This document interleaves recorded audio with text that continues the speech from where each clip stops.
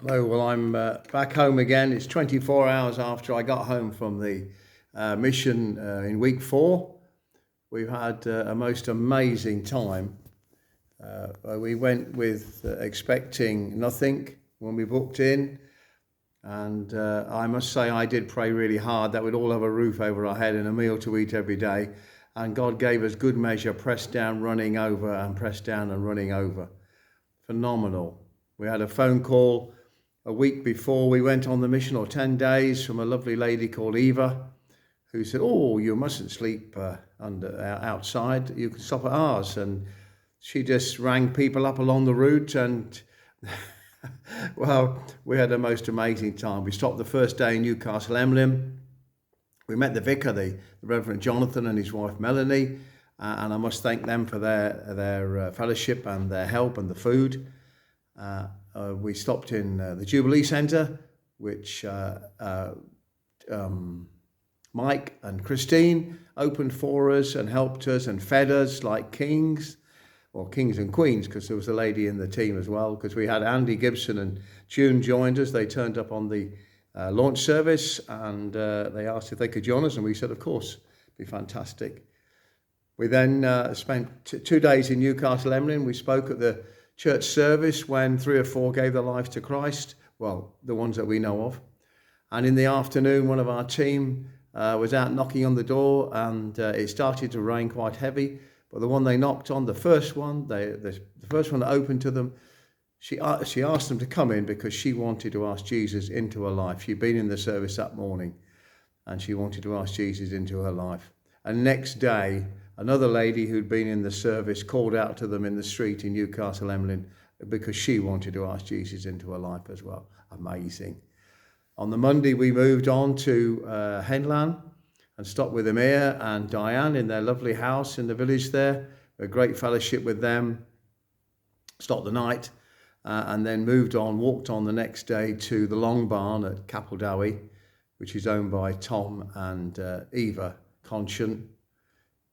Eva was the lady who rang up earlier on, about a week before, and arranged virtually all the people we met where we slept.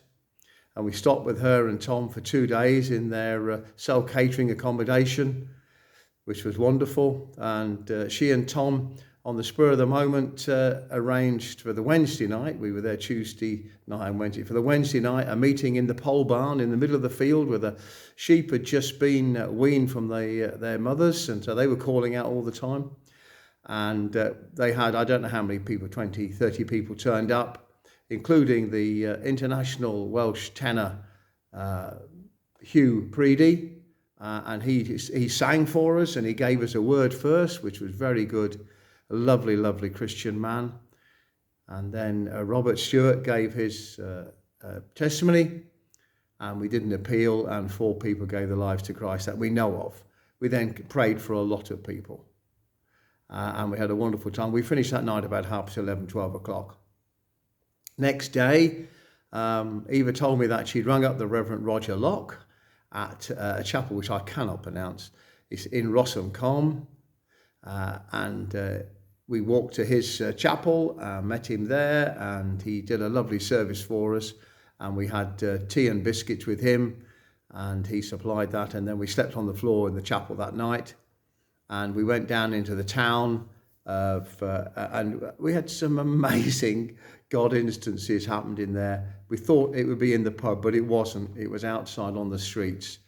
And we met, it was just God all the time, just instant after instant of blessing for us and praying for people. Just phenomenal. And next day we moved on to Rhydy Camera, and between Rhydy Camera and Slansor, we stopped with a lovely, lovely couple called Nick and Carolyn, who just couldn't do enough for us.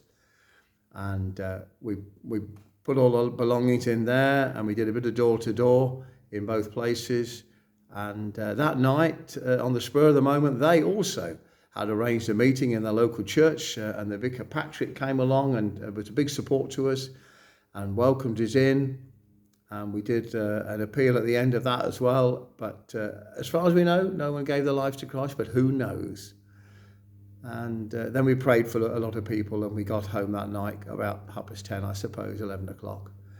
So we had a wonderful time. I just want to thank all the ladies and gentlemen who helped us all the way along. The ladies who baked food and gave us cakes and buns and pork pies and, oh, goodness knows what, just poured into us all the time.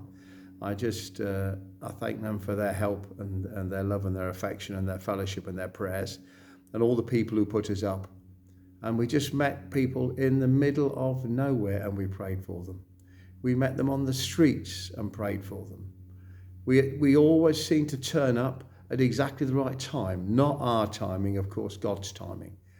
We knocked on a door and we heard someone around the back, so we went round to see this lady around the back. She was a carer around the back of the house, and she had got a problem, and we were praying for her, and 2 nurses turned up to be with the person who she was looking after. And instead of saying, I'm too busy now, she said, let's just go over here. And we continued to pray with her and helped her to know where to look in the Bible for help. Just one of those many, many instances where the right person was there at the right time. Paul was with me that time, and he just knew what to say. It was absolutely spot on. And I just thank God for everything he's done on this week. It's certainly been physically the hardest one I've done probably since I walked the Lincoln Spine, if not before that. But we were blessed again and again and again. And I just want to thank everybody who helped me. And also to tell Tim that we heard many times from Christians along the route that we were an encouragement to them. Not that we were an encouragement, but that God had sent us there, and it encouraged them. And I know that was one of the things that you, Tim, had in mind. And yes, we were an encouragement. And I just thank all the ministers we met, including Tim and his son Ian and Patrick on the last day as well.